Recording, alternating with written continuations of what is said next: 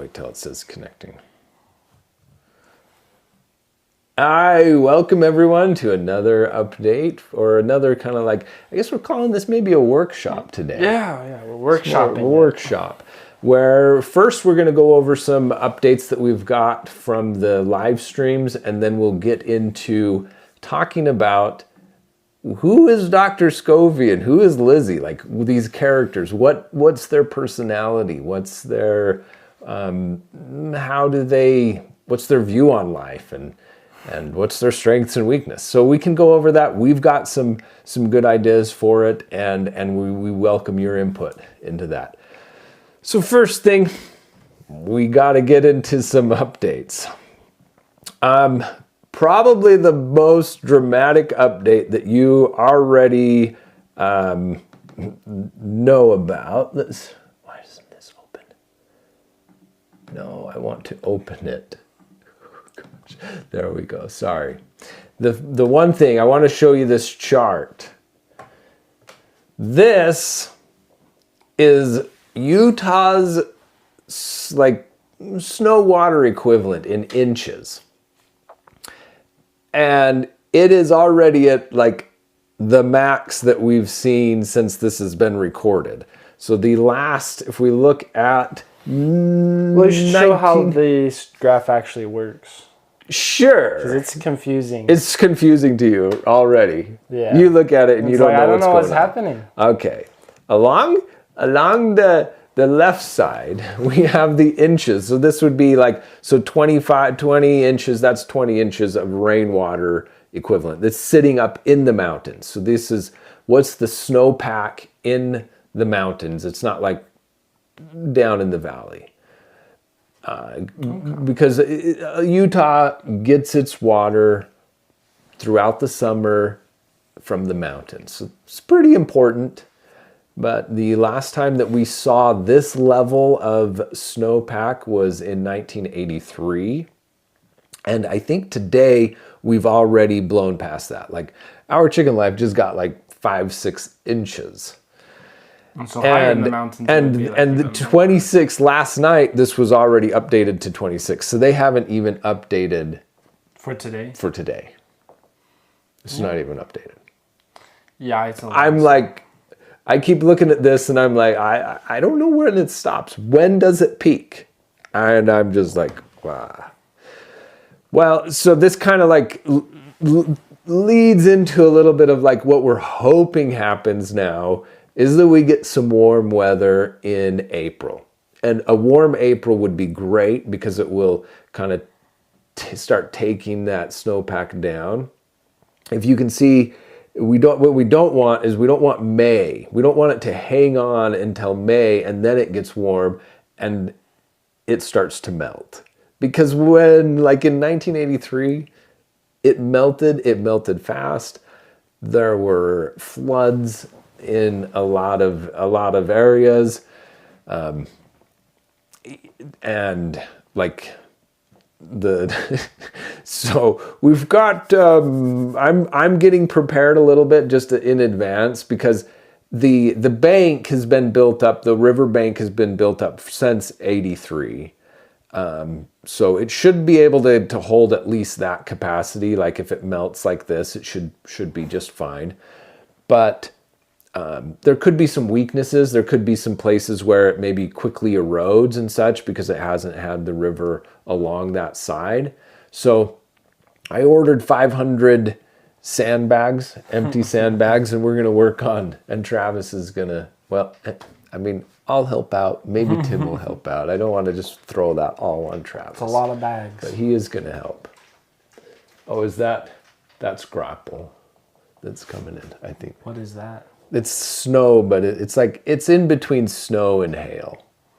Oh. So it's kind of those little, it's like balls of snow. It's like miniature snowballs. Well, you can think of like little elves up there throwing snowballs at each other.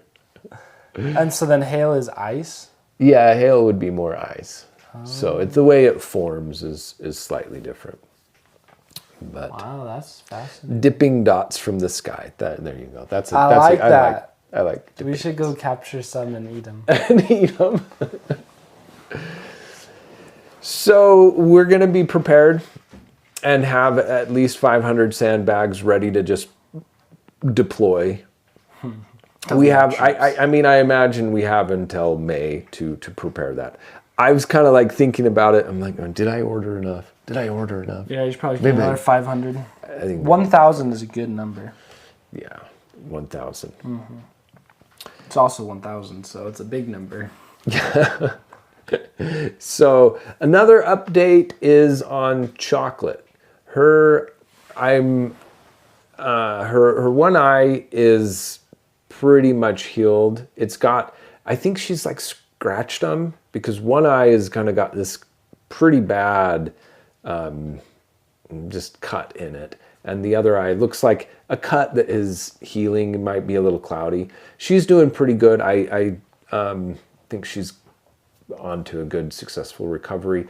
We also then, I know the other night there was a buff duck that was like running into the tarp that we had and having a hard time getting into the water. Travis found her last night and she seems to have the same symptoms. So she's in with Chocolate and I'm doing the same treatment. So I think she'll also recover.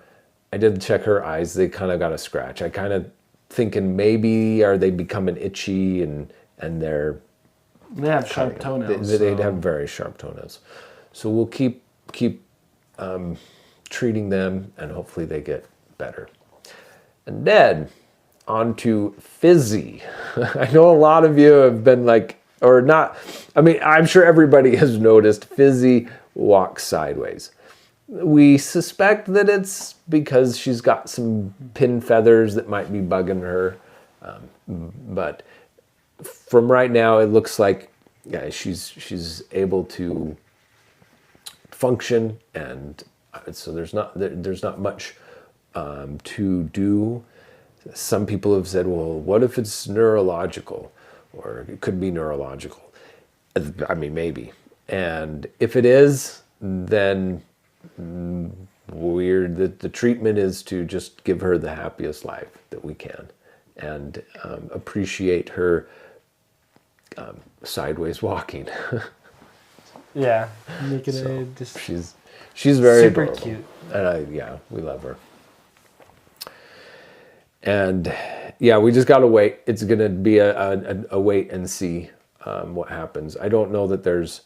I've tried to kind of clean things up and scrape and put some powders, and they don't seem to be doing much. All right, on to Dr. Scovy. One person did have a question. Yes, question. Choco? Yes. Who's Choco? Oh, Chocolate? Yeah. That's how you spell chocolate. I just learned something today. So that's Chocolate was who we just she's a chocolate runner that started all beautiful chocolate color, and now she's as she ages, those feathers are getting replaced with white ones. So she's kind of this white, just like people. Their hair goes gray. Yeah. Yeah.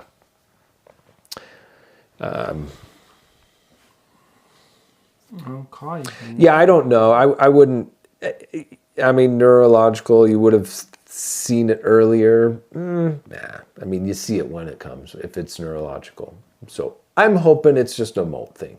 I'm hoping it's just something, but it also could just be like a tick as well. I mean, that is still neurological, but it's something that just develops. Like maybe her feathers stimulate her in a little way, and she reacts to it by shuffling sideways. If you noticed, when we were putting things on the chickens, like the arms and such at one point, it's really similar behavior. The way they act. That's true. They're like, they're walking sideways, and just as if there's something that they're trying to avoid or get out of or walk around. Shake it out of their head. Yeah. So. Chaos. The more and more I'm like, chaos. Not sure. Hopefully a hen. Hopefully a little hen. That would be the cutest.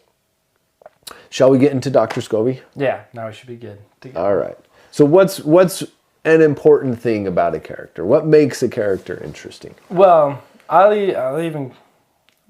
so the reason we're going to start with characters is because in story writing, one of the things that makes a story meaningful is to actually have characters and like following the character's journey. And you can kind of almost think of it between like the story, your character reacting to the story or the story reacting to the character. And if you can write it where basically the story or the things that are happening is because of the character's choices, then the story feels so much more real and you actually start to build a connection to these characters in the story. Yeah. But if your character ends up being the punching bag of your plot, you're just like, I need this treasure to be found and then all this stuff to happen, and super big climactic story of like big boss coming in and beating up the characters, and you're like, that needs to happen. And it's less about, oh, I want my characters to follow a journey. It will just feel like a weak story by having that plot hitting into your characters. You want your characters to hit into your plot and like what they happen, and it's like they're the ones that are driving the force in the story. All right. So, what was your question again? Because what makes an interesting character? That answers it. Basically, It does. And I was kind of thinking along the lines of, do you want a character that's good at everything? Yeah, so just giving them like a dynamic range.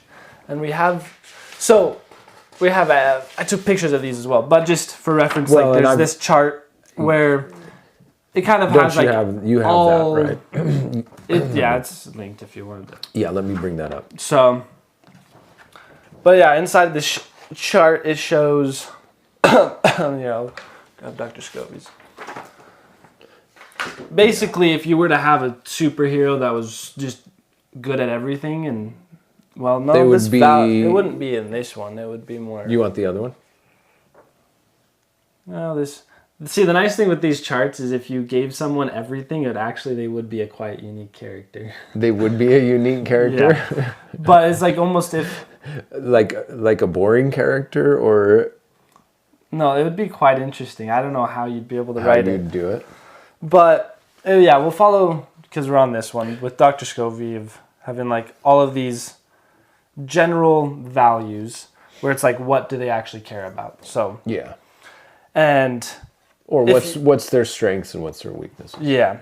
And so this one kind of shows them the strengths and weakness. So if you're on Dr. Scovy, for a while we were thinking of having her be like amazing at everything. Basically, like the green side's all about mental stuff, and then the blue side's compassion and being like a super caring person, and then this red side is like domination or just having control. Strength, yeah. And we kind of, when she was first written, she had like all of it. And just the character really did become boring because it didn't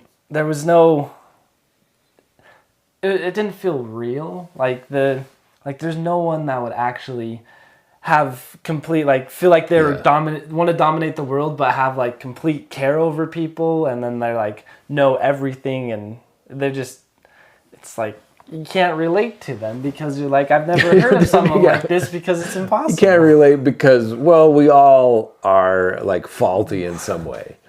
We all get frustrated. Yeah. Sometimes I get so frustrated with the snow that I'm just like, I have to just stop the stream so that I can like, I'm like, so appreciate that. Thank you. And it just appreciate your understanding on it. Goes to show how there'd be almost no motivation for the story or events happening, because it also can't change. It can't have an effect on your character, because if they're already mastered everything, the story can't do anything to them. Yeah, true. And it also doesn't ever instruct you how should. If a character is good in everything, then how are they supposed to react because they can use their strength to break open the door. But if all they have is their mental energy, then to break open the door, they've got to pull at other strengths and find different resources. Yeah. And so it's just, it helps guide, like, well, here's the obstacle. How are they going to get over it? Yeah.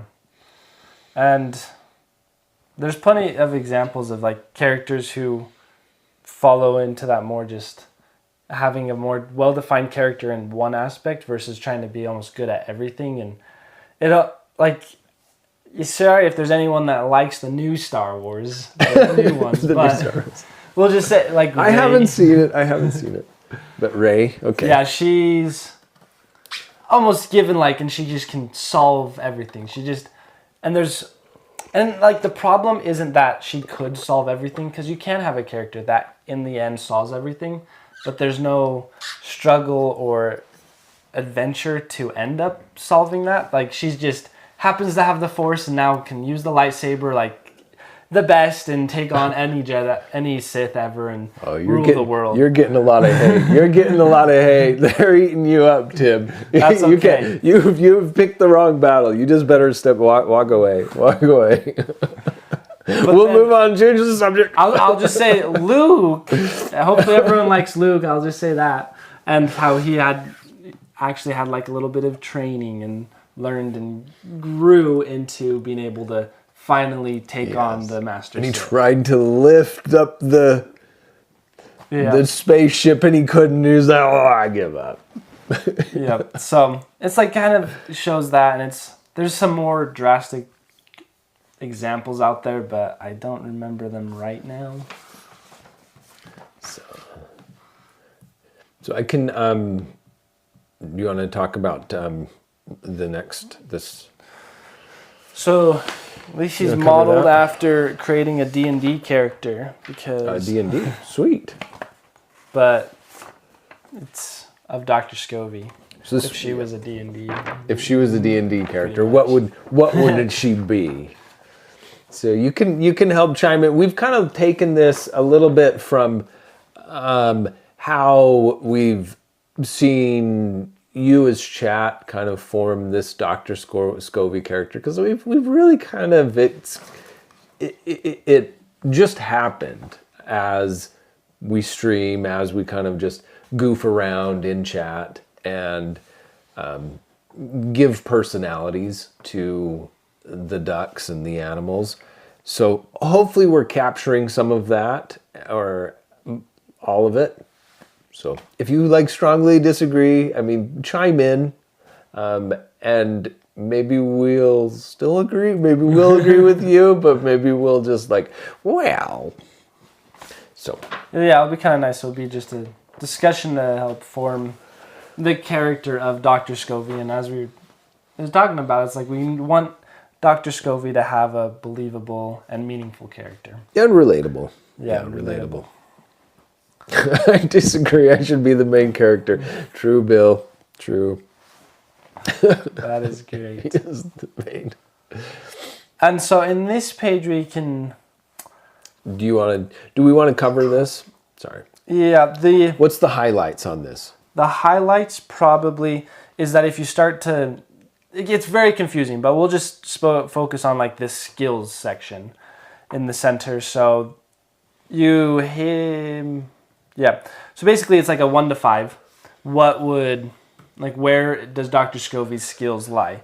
And you can see what we're thinking is kind of low in the athletic and like physical abilities. Like she's not a superhuman in strength or anywhere like that. But then if you go down into the other skills where it's like a little bit more the intellect, where like enigma or the craft or instinct or study, where it's like these things that apply knowledge into the real world. She's higher on that.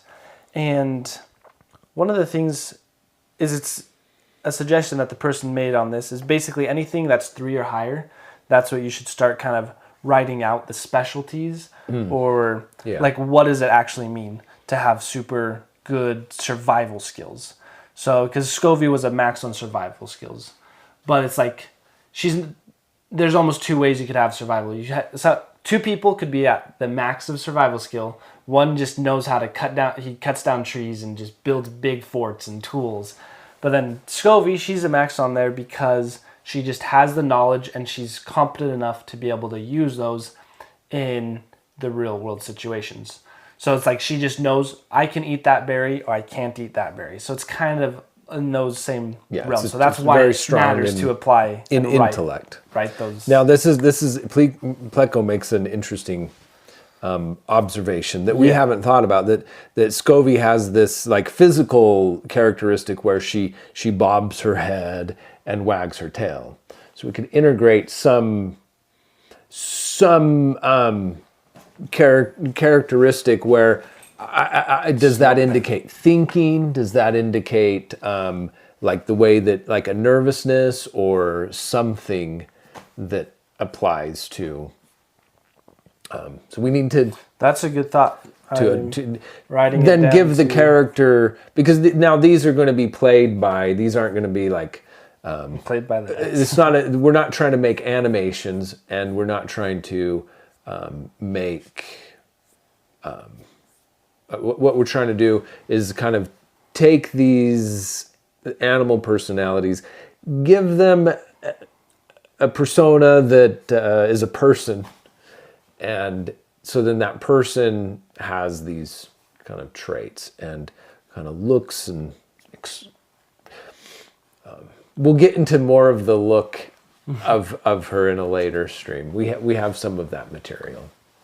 And so that kind of brings me to just remind you that to go follow Susie the Silky, because she's doing all the artwork for this project.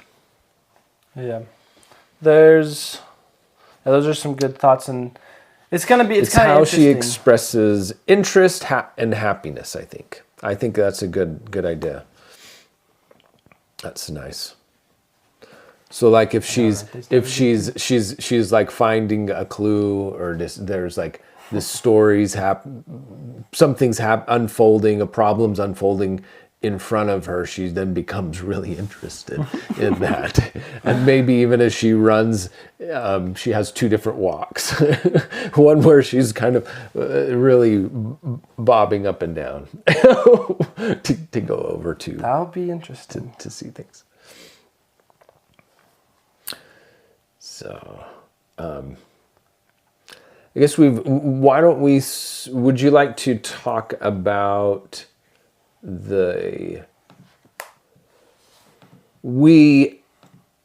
so another activity that we did with this is we gave scenarios. How would Dr. Scovy react in these situations? And we did this for Dr. Scovy and Lizzie. So for right now, we're going to cover what it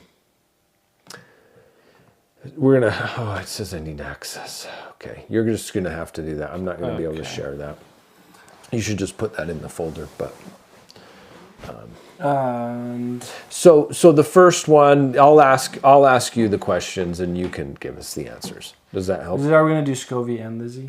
We'll do Lizzie. Is this Scovy? Well, it's both of them.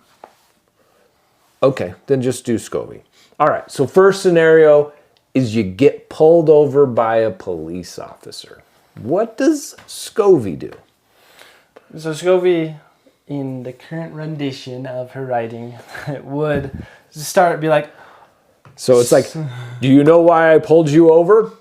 It's like, yes, I was going, and then she starts like listing out the laws of, and going through basically the law textbook. Like in section 125, it states that you need to be driving on this side of the street. I was doing that, okay. And she just starts listing. Sorry. No, you did it good. You should play Dr. Scovy. Okay. Except that it's a girl. So, but yeah, it basically starts going out and figuring out, and she ends up even revealing laws that other things that she didn't even know. Like and things that she broke. She's like, yeah, sorry, I was doing that. No, not that one. Those are the reasons. Yeah, so just kind of and it's more than the officer is like, well, your tail light is out. Yeah, it's like something simple like that. So, yes. Because she's using, that's kind of plays back into the character, and what makes an interesting character is that she's got all this knowledge, and she's just using, she's kind of in a way overusing her knowledge in this situation, that she actually digs herself a little bit of a hole. Yeah. So, and then the next scenario is Dr. Scovy's walking along and finds a $20 bill.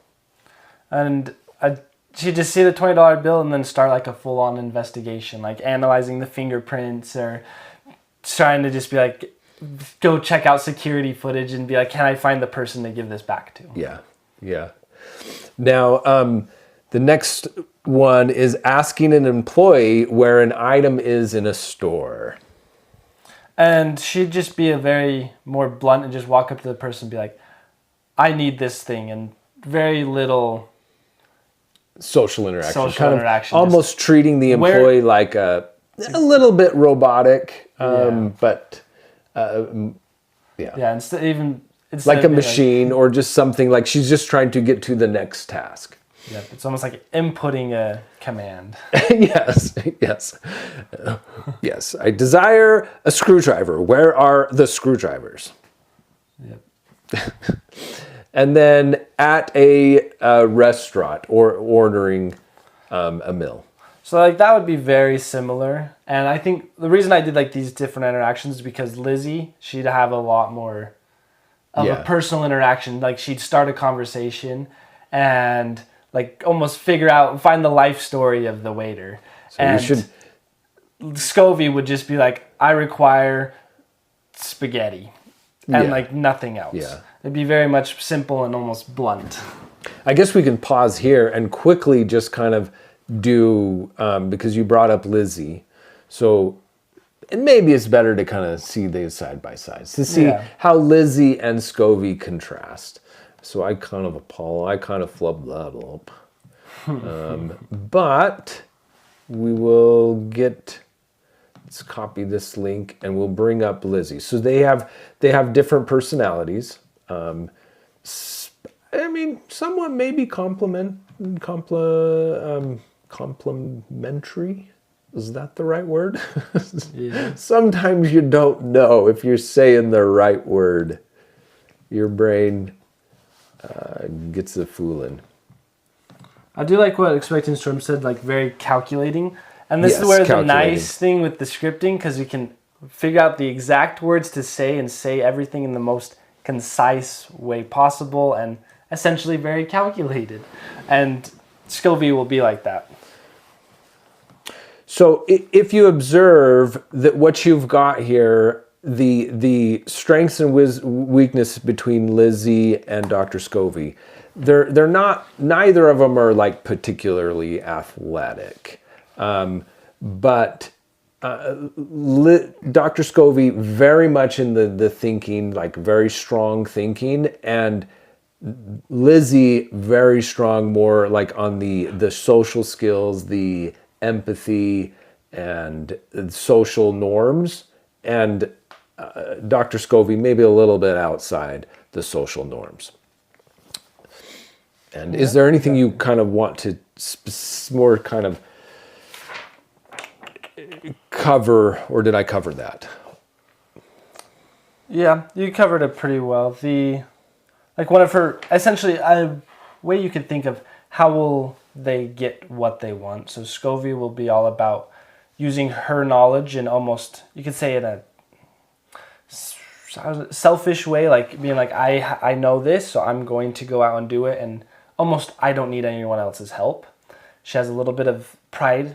And then Lizzie, it's almost more like she knows, she's almost a little bit less sure about herself, but knows everyone else can have the answer. So I know I just need to figure out who has the answer to this, and she'll find the right person to help her out. Yeah. So there's just kind of like that contrast. And I think we'll be able to, in the stories, and the mysteries, be able to introduce some of that, where you can see maybe Lizzie's getting a little, or Dr. Scovy's getting a little like off track, and Lizzie's able to discover something and bring a person that helps than Dr. Scovy. Yep, exactly. So let's Pleco. I'd imagine Lizzie would be one to bop Scovy over the head when Scovy overthinks about something. And I think that yes, yeah, I think that's kind of, but maybe in more of a she'd be a. She's super. She good, wouldn't nice. be physical at it, but she would. I think I love it, and I think there's gonna. I see that too. I had one in Ducks to authorize, and it just says thank you, but never posted. I think Twitch might be having days. Okay, Twitch is having. All right. It likes to do that. Oh, Susie here. Hello, Susie. Let's get on to, so let's go back and the Dr. Scovy and the how would Lizzie, so we covered up, pulled over by a police. We talked about Scovy, how Scovy would behave, and how would Lizzie. So Lizzie would be more along the lines of just kind of the officer and acknowledge his authority. She wouldn't this is a situation she wouldn't actually become a friend with him. She'd just be like, okay, what is wrong? And then accept her fate of whatever happens. Very just willing to be like, okay, I was wrong. I admit it. And then Lizzie finding a $20 bill. What does Lizzie do? She'd go about talking to everyone, be like, is this your dollar bill? Do you know who found it or who lost it? And look at everyone all around. And if she couldn't find anyone, she'd end up donating it to charity. Nice. So Lizzie at a restaurant ordering food. And then this is where she's in a situation where she just uses her extrovertedness and just naturally would end up talking to the waiter, finding out more about their family, finding about what they like and passions and desires in life, and just almost becoming a great friend with this waiter, and then carrying on this like newfound relationship with them. And it's just and maybe even ask like, well, what would you recommend? Yeah, it's like that person where give me your best dish. Talk way too much to the person. And then so we haven't covered this for Scovy, so we can do, so they meet a stranger. So what does Dr. Scovy do? So Scovy would almost find something special, and maybe it's like the shirt that the person's wearing, and then just start listing off some random fact about the shirt, being like, that's wool, and the wool is from the 19th century and used from this, and be like, oh, that's the merino wool, and just almost go way too in depth and not acknowledge the person as much of the facts about it. Like, about their oh, person. the Nike shirt. Oh, did you know that the Nike logo was designed by the secretary in such and such a year? Yeah, exactly. And then meeting a stranger, and Lizzie meeting a stranger. So Lizzie would meet the person and start talking to the person and be much more about like learning about them and get the other person talking about themselves. Okay. All right. Meeting the president or a famous person. How would Dr. Scovy handle that situation? I copy and pasted the exact same sentence from meeting a stranger. So the Scovy, she doesn't care. It's like if you're the most famous person or a normal stranger, it's like in her eyes, it's almost kind of doesn't matter. Yeah. Unless it was like someone who ended up writing one of the books, she'd start then just listing all the facts she knows about that book or story that she learned, and almost regurgitating all the information and the favorite parts of the information that she learned. Nice. Now, how would Lizzie meet the president or the famous person? So she'd get almost a little too excited and get overly flamboyant and flattering and just almost overtalk herself with compliments, and she almost wouldn't be able to.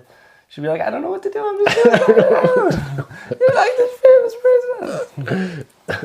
All right. So now, Dr. Scovy answering the telephone. So I wrote Scovy articulating But basically, she uses words that's like very not normal. She's like, instead of saying like, "Hello, this is Scovy speaking," she'd be like, "Hello, Scovy articulating." And I just did that to get the idea that she likes to use. She's going to have words that that are unconventional, that you don't hear every day. Maybe you don't even know what they mean. Yeah. And then Lizzie would be just, "Hello, this is Lizzie," just very normal and kind. Kind and sweet. Nice. All right. I love it. I love it. Let me log back in. So how about disagree with a law officer about a case? How would they disagree? That's an interesting one that we should probably, if you've got an idea, Luffy, of what you think, you put it in there. We haven't thought about it yet, but maybe you've got a good idea. And our last thing that we're just wrapping up is the film style. We've thought about, so we already know that we kind of want this theatrical based style, and where we've got the projector in the background and stage lighting, so we're not trying to be realistic. And we've thought about, how do we edit this? Do we edit it more like a traditional film, or do we edit it as like we spend a lot of time rehearsing the story, getting it right, and then trying to do a filming it with one take, mistakes and all? And we're leaning towards it's gonna be best if it's a one take with mistakes, where you maybe even see some prop hands, like if stage props have to move out of the way because we're changing up the room or a situation, you might see some of that happening in the background, but we just kind of go carry on with the story as if it's a stage production that you have a nice close view of. I mean, that's kind of like if you could be walking around the stage while the play was happening. Yeah. Because one thing that we're really trying to do is that these have a feeling. So Tim and I talked a little bit about this as we were brainstorming this idea. And the idea is, I'm sorry, seeing myself like on a delay is kind of just switch that. He's got the stream up. You can look at chat right here if you need to look at chat. That'd be good. So all right. So our brainstorming of this idea. A lot of times you've experienced stage productions that have been filmed. One thing that I notice in them is that they feel like maybe they're trying to be more like a movie, like a stage production that's like they're trying to edit it and cut it up like a movie would. It just somehow it never feels like quite like being there. So I want this to be as much of like, hey, I'm sitting in a theater watching the performance. That's what I want to lean to. So we're leaning into more live production items as opposed to like Hollywood movie items. So. Yeah, and I've edited a few stage productions where I almost keep wanting to cut back to just the camera has the full stage, and basically it's almost like sitting in the audience. The camera that's sitting in the audience versus one of the side ones that's like up close and zooming. It's I want to keep cutting back to that one because it feels the closest to authentic, because it's the closest to actually being there. And then also when I kind of stumbled upon the one take idea, because I was going through writing up a shot list of like, okay, we need to get a close up of this or a medium shot of just their hands or the actors, and then have their conversation, and then started going through and just imagining where the camera placements will be and the actors, and the cuts weren't aligning in my mind, and I know, and I don't expect anyone else to understand what that's like. But after editing so much, it's like I can just imagine I have this shot and it cuts into this shot. No, it's not going to look good. And I was like, okay, what if we just take this? I'm going to take it a single take until I feel like it needs a cut. And I started going through as reading the whole script and imagining where the camera was going and where the actors were going. And it got through to the end of the script and there weren't any cuts that happened in my mind. So it was like, well, then we should try doing this as a single take. Yeah. Yeah. There was and maybe you said to not, that you didn't want, that I said we shouldn't see this, but that was, you came across, we'll just do this Link's honest. Yeah. Rhett and Link.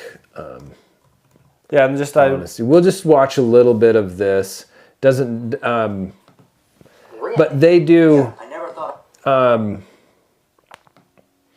It's very similar where it's projectors. It's one take, but the thing that you get in it is you see a lot of stage hands, and it's got a pretty interesting feel. Let me get this right there is where, yeah, right here.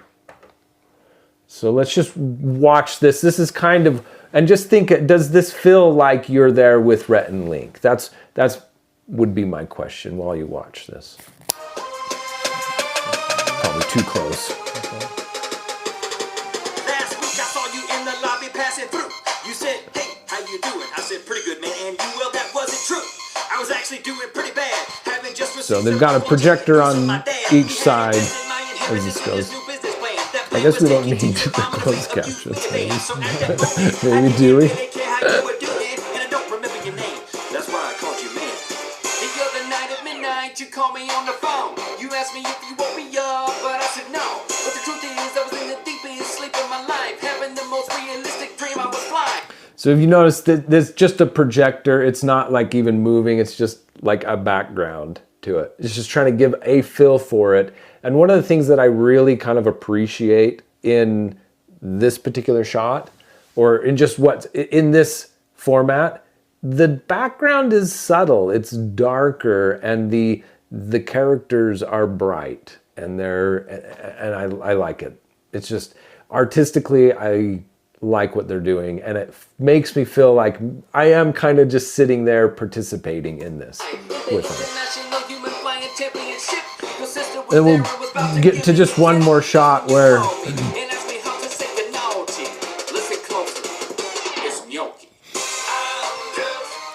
you kind of just, everything's in the background. You can see the whole thing going on.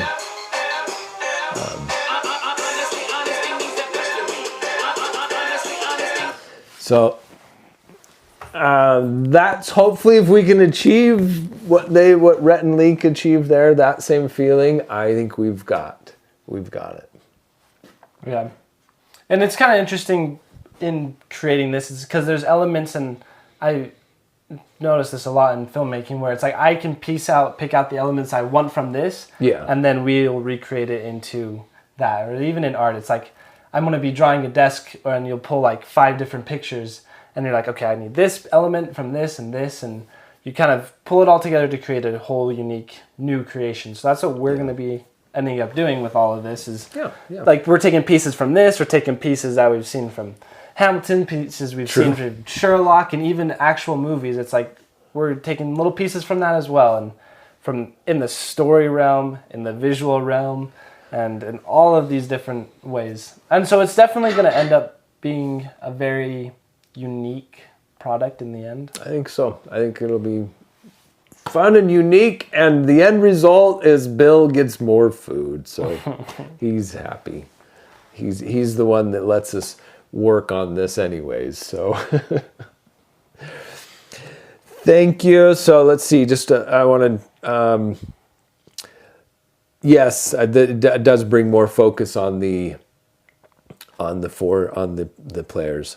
So the lighting is the key point, I feel, to both blend in the background while keeping it focused on subject. Yes, and there's lots of things that we've learned in our testing, like shutters on the lights, very important, so that you can just slice the light and say, get it on the actor and not on the screen.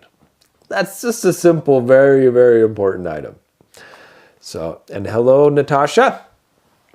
And that kind of brings us to the end. We don't have any more until next week. So we're going to work away and keep making things happen. Keep thinking about it and giving us your input as well. Thanks, everybody. Have a great day. See ya. Bye-bye.